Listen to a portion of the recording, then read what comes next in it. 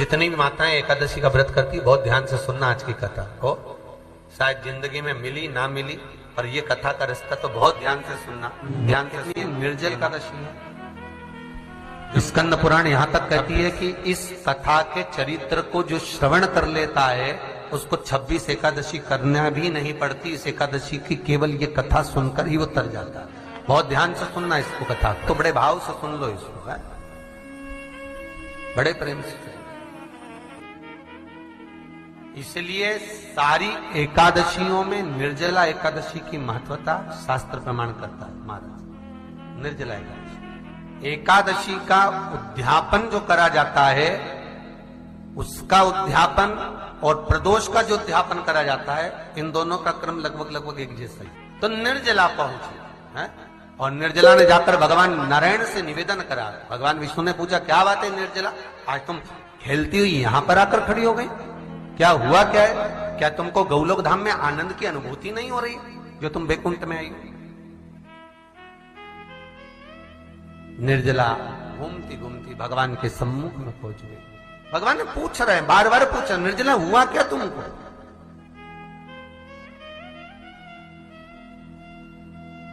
ए निर्जला, ए एकादशी, हुआ क्या है तुमको? क्या कारण है तुम्हारे यहां आने का, बैकुंठ पहुंचने का? बहुत ध्यान देना महाराज।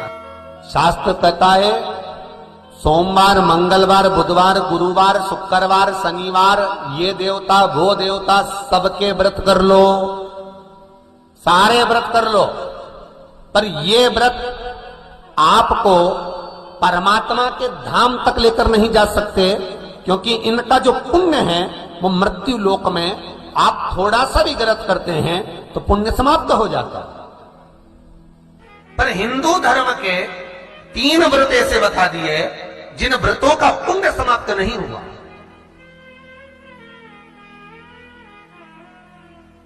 हिंदू धर्म के 3 व्रत ऐसे हो गए जिनका पुण्य समाप्त नहीं हुआ महाराज, जिनका पुण्य प्रबलता में बढ़ता गया। पहले नंबर पर एकादशी, दूसरे नंबर पर प्रदोष, और तीसरे नंबर पर शिवरात्रि। एकादशी भी 26 है तो प्रदोष भी जम के बोलते जाओ 26 है। शिवरात्रि केवल 12, केवल 12, और अगर अधिक मास की पड़ जावे तो ये 13, और अधिक की आए तो 13 है।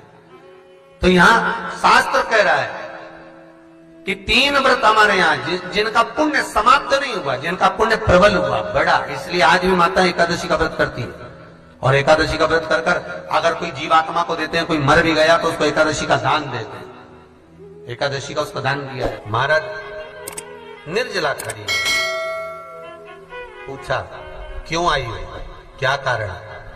निर्जला आई, तब लक्ष्मी मैया उठकर निर्जला के करीब में गई। निर्जला बहुत सरल थी निर्जला। कहते हैं कामा एकादशी सबसे लंबी है। कौन सी एकादशी? कामा।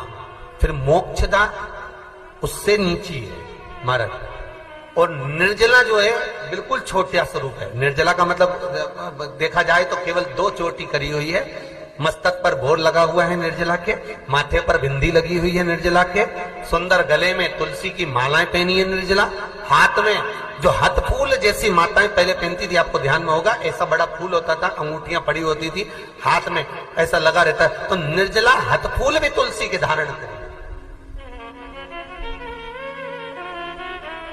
बड़ा सुंदर स्वरूप है माता निर्जला का महाराज। छोटी है तो माता लक्ष्मी उनके पास में गई और निर्जला से जाकर पूछा, निर्जला तेरे आने का कारण क्या है, तू बता। नारायण आपसे पूछ रहे हैं कि क्यों आई हो, किस लिए आई हो, क्या है तुम्हारे आने का कारण? निर्जला ने कहा, मेरी विनती केवल इतनी सी है मां, कि मैं ये चाहती हूं कि मैं जीव के प्राण छूटने के बाद उसके प्राणों को जिस समय मैं लेकर जीवात्मा के प्राणों को परमात्मा तक भेजूं, बैकुंठ तक भेजूं, गौलोक धाम तक भेजूं, उस बीच में मुझे ले जाते समय कई नरक भी बीच में पड़ेंगे, कई स्थान ऐसे बैतरणी आदि के स्थान बीच में आएंगे, तो वो स्थान में मुझे रोका ना जाना, मैं सीधे भगवान के धाम पहुंच जाऊं। ऐसी कृपा, ऐसी दया।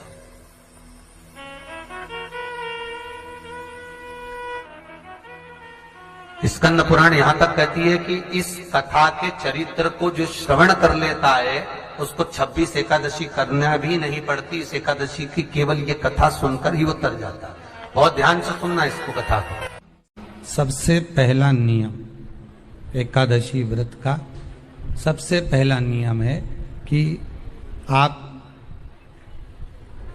जिस दिन व्रत करो उसके एक दिन पहले भक्ति का संचार इस हृदय में कर लो। भक्ति का संचार इस हृदय में कर लीजिए। जिस दिन आप व्रत करो, जैसे एकादशी का व्रत कर रहे हो तो दशमी के दिन शाम का समय जब आवे, रात्रि जब होने लगे, शाम का समय आवे और रात्रि का आप जब भोजन ग्रहण करो तो उस भोजन में कोई ऐसा पदार्थ ग्रहण मत करिए जिस पदार्थ के कारण आपकी एकादशी बिगड़ जाए।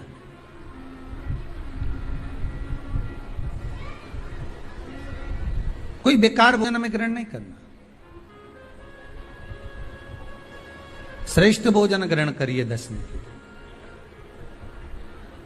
और एकादशी का दूसरा नियम बहुत ध्यान से सुनिएगा। जिस दिन आपकी एकादशी का व्रत हो उस दिन प्रयास करिएगा कि अपने हाथ से किसी भी वृक्ष की कोई पत्ती टूटे ना। अपने हाथ से किसी भी वृक्ष की, पौधे की, किसी भी वृक्ष की पत्ती अपने हाथ से ना टूटे।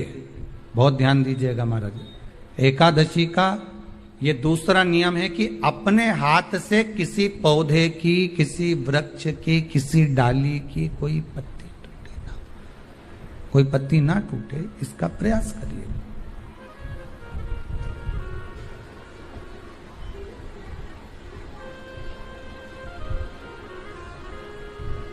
कितना सुंदर व्याख्यान कहा है, कितना सुंदर वर्णन है महाराज कि मात्र एकादशी का व्रत कर लेने पर, मात्र एकादशी का व्रत कर लेने पर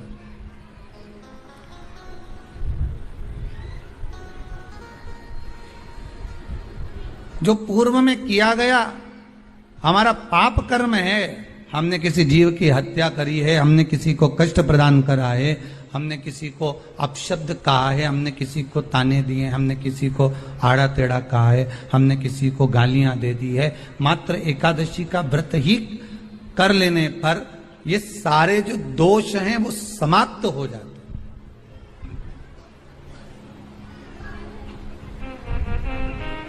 सारे दोष हमारे समाप्ति पर आ जाते हैं।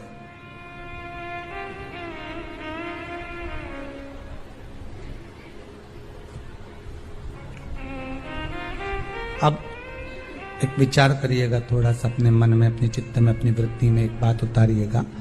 एक अपने मन में एक बात को उतार कर रखिएगा कि आप अपने पाप को,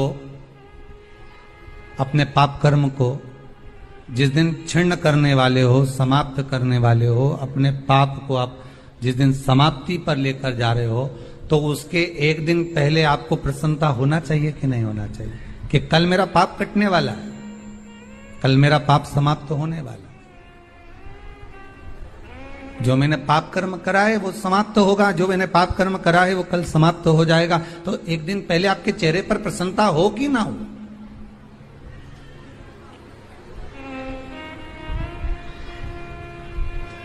और चेहरे पर वो प्रसन्नता आपके आना चाहिए कि कल मेरा एकादशी का व्रत है, आज दशमी है, कल एकादशी का व्रत है, तो कल मेरी जब एकादशी का व्रत रहेगा तो मेरा ना जाने कितना कितना पाप, कितना असत्य, कितना झूठ, कितना प्रपंच वो समाप्त हो जाएगा। इसमें मुझे प्रसन्नता हो, इसमें मुझे आनंदता हो।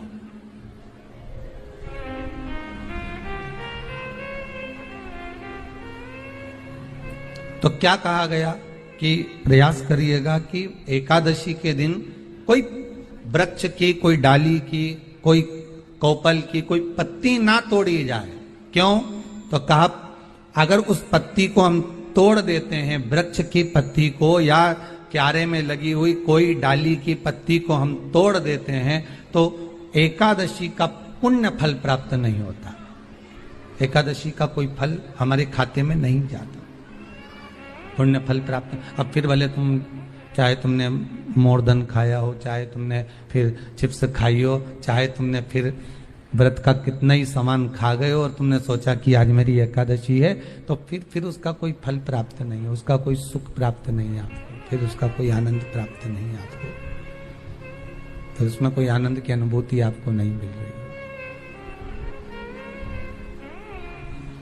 को याद रखिए, गौदान और एकादशी, श्रीमद वल्लभाचार्य जी ने मायावत का खंडन करा था जगन्नाथपुरी में, और श्रीमद वल्लभाचार्य जी ने कहा था एकादशी मरने के बाद मत दो, एकादशी जीते जी दो। कहा था कि नहीं कहा था? जीते जी दान करिए। इसलिए जगदीश में, जगन्नाथपुरी में एकादशी उल्टी लटकी हुई है। करें अपने दर्शन। जगदीश में एकादशी को उल्टा लटकाया, क्यों? क्योंकि वल्लभ ने कहा कि एकादशी जीते जी दो। कई पंडितों कहते हैं तुम्हारे दादाजी मर गए, जब 12वें का दिन होता है ना, तो पंडित जी संकल्प छुड़ाते हैं, दो एकादशी। बड़े बेटे ने 5 दे दी, छोटी बहू ने 3 दे दी, उसने 2 दे दी, उसने 2 दे दी, तो क्या तुम्हारे दादाजी भिखारी थे जो तुम्हारी एकादशियां लेकर जाएंगे?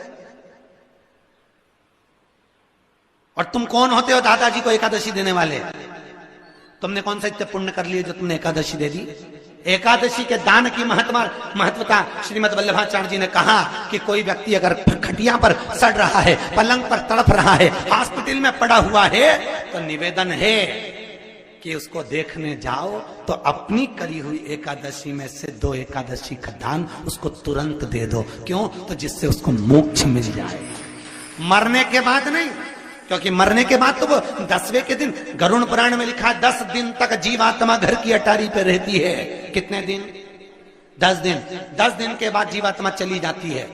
कहां जाती है? उसको जहां जाना है। 3 दिन में उसको भोग भोगना पड़ता है जीवात्मा को। 3 दिन नरक का भोग भोगती है, उसके बाद स्वर्ग का भोग भोगती है। 18 दिन में ये प्रोसेस पूरी हो जाती है। कितने दिन? 18 दिन। 18 दिन के बाद में उस जीवात्मा को धान के खेत में पटका जाता है। किसके खेत में? धान के, चावल के खेत में। इसलिए कहते हैं एकादशी के दिन चावल मत खाओ। कहते कि नहीं कहते? और क्या कहते हैं? द्वादशी के दिन चावल खाना जरूरी है। एकादशी का पालना करना है तो द्वादशी को चावल का 1 ग्रास खाओ, तब द्वादशी को चावल खाओगे तो एकादशी लगेगी।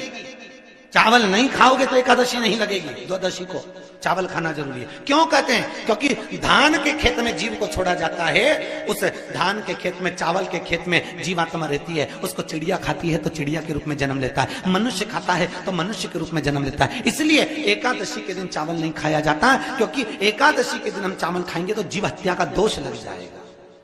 फिर कब खाना है? द्वादशी के दिन। द्वादशी के दिन क्यों खाया जाता है? क्योंकि हम एकादशी के व्रत करे रहते हैं, और पहला घासा जब चावल का खाते हैं तो अपनी करी हुई एकादशी का पुण्य, जितने जीव हमारे मुंह में जाते हैं उनको उसका पुण्य मिल जाता है, और उनका फिर जन्म नहीं होता, वो तर जाते हैं, उनको एकादशी का भाग मिल जाता है। इसलिए कहते हैं एकादशी को चावल मत खाओ, पर द्वादशी को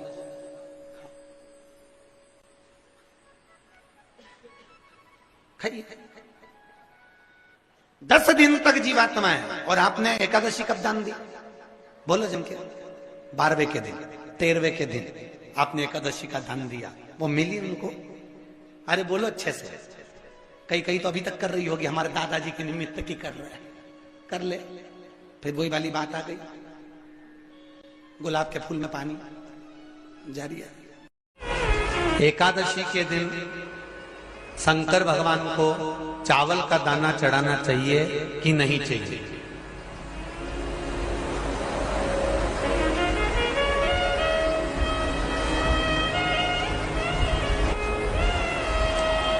बीमार व्यक्ति से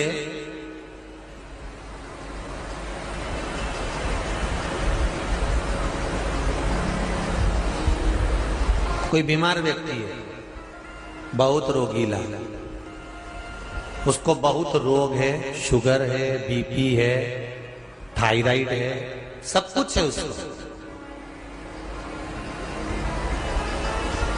और वो रोगीला व्यक्ति जब डॉक्टर के पास जाकर पूछे, डॉक्टर साहब मेरी तबीयत ठीक नहीं रहती है, मैं बहुत कष्ट में रहती हूँ, बहुत तकलीफ है शरीर में,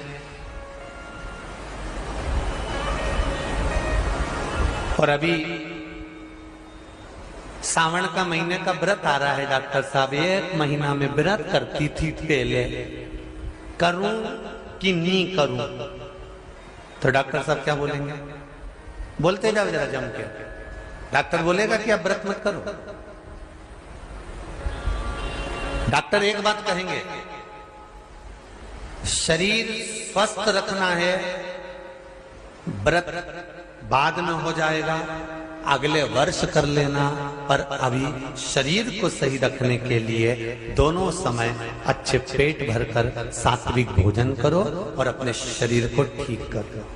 सात्विक भोजन अपने शरीर को, व्रत बाद में भी हो जाए, अगले वर्ष हो जाए।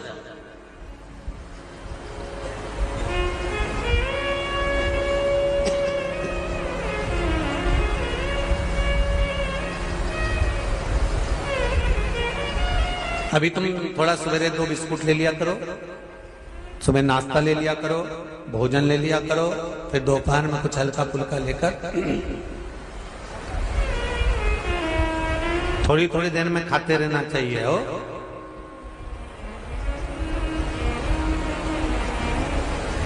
थोड़ा थोड़ा खाओ, थोड़ी थोड़ी देर में खाओ, एक साथ सुरसा जैसे मत निपटा जाए, थोड़ा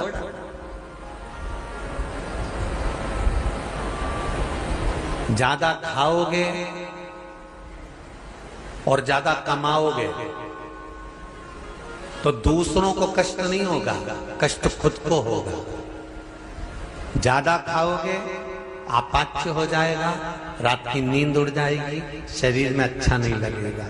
ज्यादा कमाओगे, रात की नींद उड़ जाएगी, दुनिया की दृष्टि तुम पर पड़ जाएगी और तुम्हारी रातों की नींद। कमाओ भी उतना जितना खर्च कर सको और खाओ भी उतना जितना पचा सको। अति सर्वस्व वर्जक।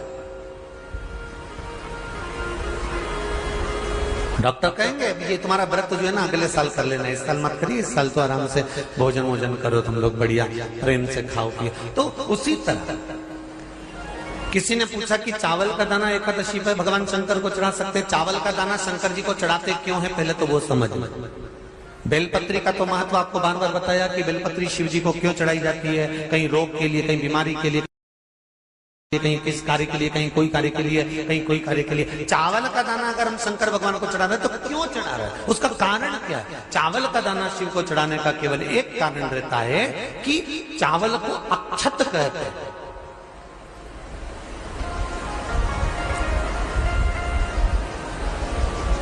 अक्षत का मतलब होता है अक्षय।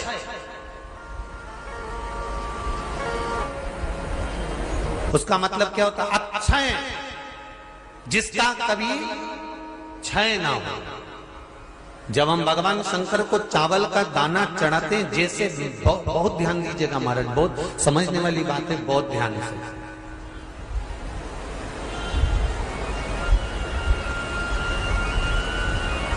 चावल का दाना हमारे मस्तक पर तिलक करने के बाद पंडित जी क्यों लगाते हैं कि भगवान जैसा समय आज चल रहा है, आप पूजन कर रहे हो, पाठ कर रहे हो, दान कर रहे हो, पुण्य कर रहे हो, सत्कर्म कर रहे हो, भजन कर रहे हो, मेरा देव अधिदेव महादेव, मेरा नारायण, मेरा सत्यनारायण भगवान, मेरा राम जी, मेरा विष्णु जी, मेरा भागवत मैया, मेरी रामायण मैया।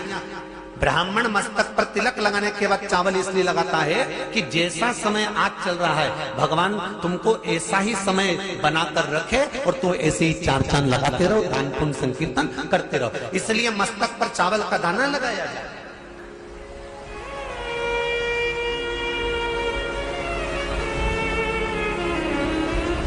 कोई मर जाता है, मरने के बाद जब तक पगड़ी नहीं होती तब तक माथे पर तिलक, चावल का दाना लगाया जाता है। जम के बोलो जरा, नहीं लगाते।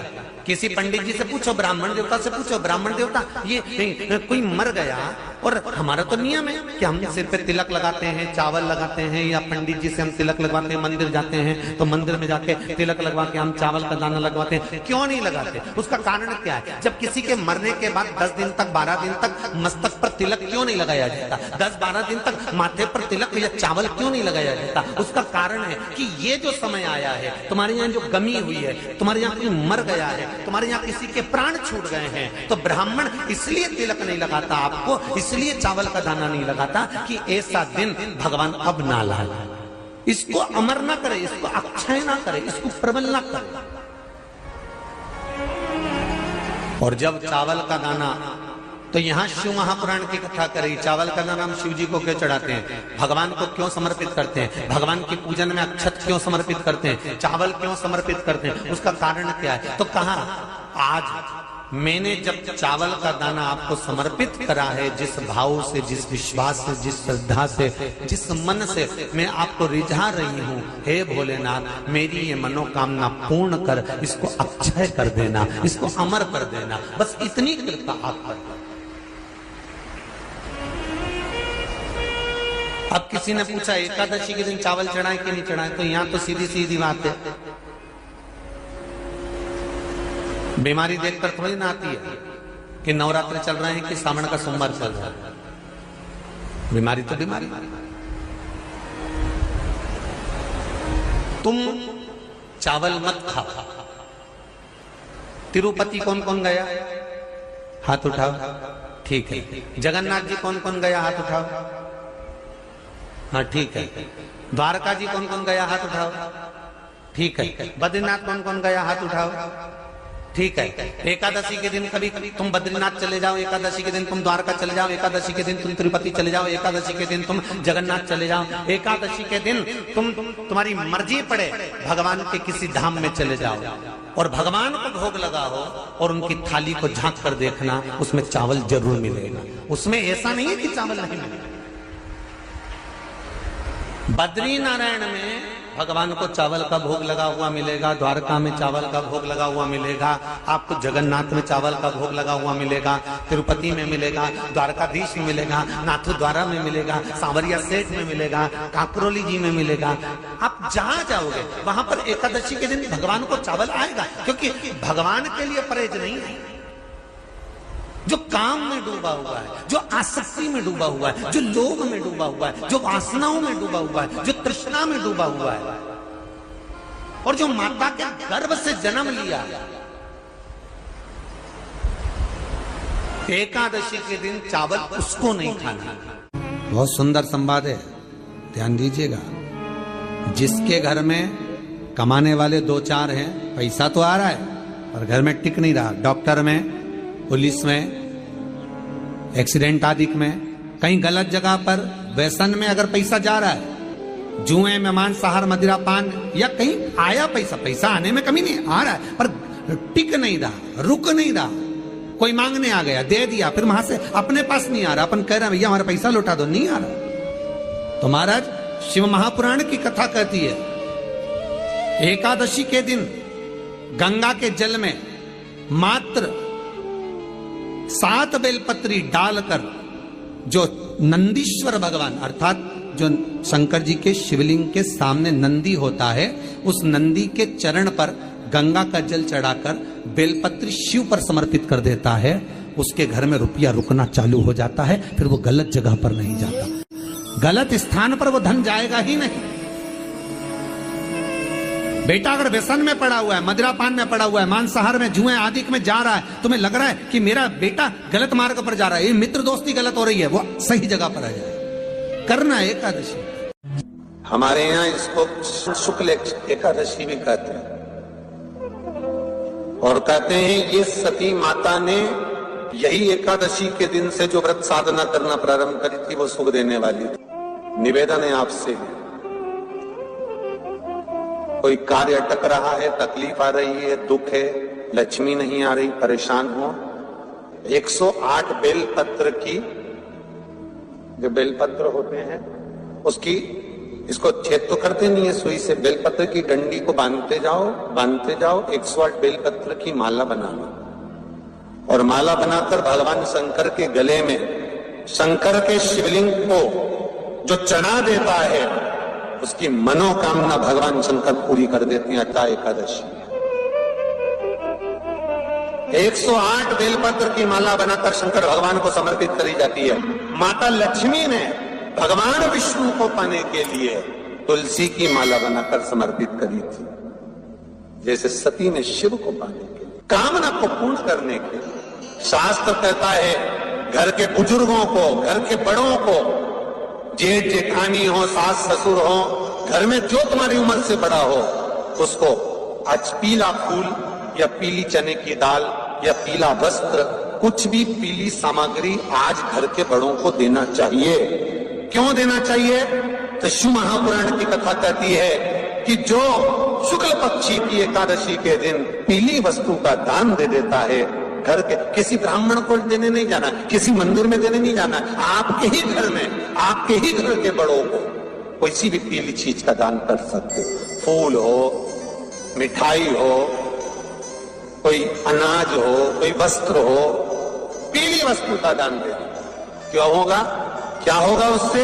शिव महापुराण की कथा कहती है उससे जिंदगी में कभी बड़ी बीमारी प्रवेश नहीं करती। सनातन धर्म कहता है बट वृक्ष की पूजन करने वाला, बट वृक्ष के नीचे शिव की आराधना करने वाला, लोम समर्पित कर जल चढ़ाने वाले का जैसे कर्ज मुक्ति होती है, उसी तरह आंवले के वृक्ष के नीचे मात्र ताजा मिष्ठान दूध का बनाकर उस सामग्री को भगवान आंवले के वृक्ष के नीचे पूजन करने से लक्ष्मी और संपदा की वृद्धि होती है। जैसे शमी का पौधा, शमी का वृक्ष, शमी के वृक्ष के नीचे मात्र दूध और जल मिला हुआ जल, शमी के वृक्ष के नीचे मात्र औघड़दानी अवधूतेश्वर महादेव के नाम से केवल हफ्ते में एक बार भी अगर दूध और जल का मिश्रण शमी के पौधे के नीचे कर दिया जाता है तो कहते हैं शरीर में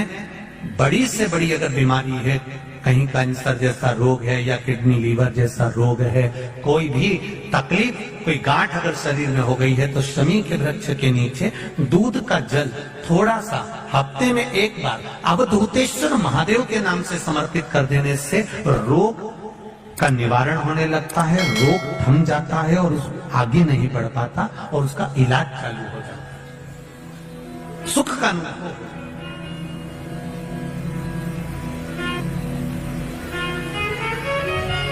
बस एक बात का स्मरण रहे आप, आंवले के वृक्ष के नीचे अगर कोई भोग लगाया गया है पा सकते हैं, पीपल के वृक्ष के नीचे कोई भोग लगाया है पा सकते हैं, बट वृक्ष के नीचे कोई भोग लगाया गया है पा सकते हैं। जिस वृक्ष के नीचे भोग लगाओगे पालोगे, पर शमी वृक्ष के नीचे का जो भोग लगाया गया है वो नहीं पाया जाता। शमी वृक्ष का जो प्रसाद है वो आपको वहीं छोड़ना पड़ता है। शमी वृक्ष का प्रसाद वहीं छोड़